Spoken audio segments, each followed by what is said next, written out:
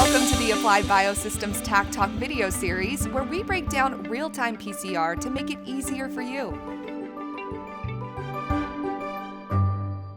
Are you using Applied Biosystems SYBR Green chemistry for your real-time experiment and getting multiple peaks in your Meltcurve? And are you asking yourself, is this a bad thing? Let's get technical and start with a little background. The dye in SYBR Green master mix is free-floating. Here's how it works. When SYBR Green is just swimming around in the tube, it doesn't give off much fluorescence, even when we zap it with a light source on a real-time instrument. But SYBR Green dye really likes to bind to double-stranded DNA. When it does, and you hit it with light, the dye gets excited and fluoresces, at least in theory. The basic idea is this. As PCR creates more and more product, the signal from SYBR Green dye goes up proportionally. In practice, though, this doesn't always happen. That's because SYBR Green dye binds to any double-stranded DNA.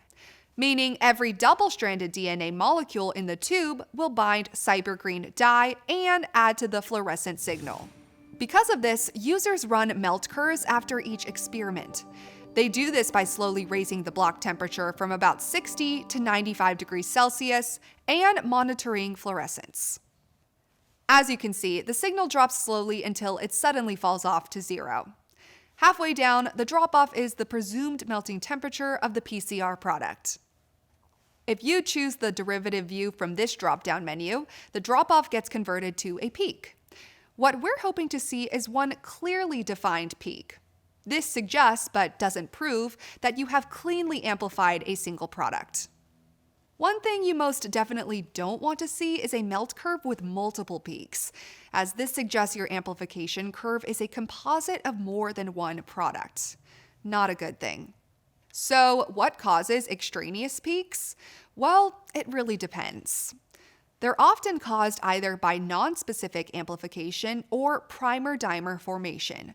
In the first case, you'll need to redesign your primers for a more specific sequence. In the latter case, you may simply need to lower the concentration of primer to discourage dimer formation, although a primary redesign may ultimately be necessary. But multiple discrete peaks are not the only thing that should concern you.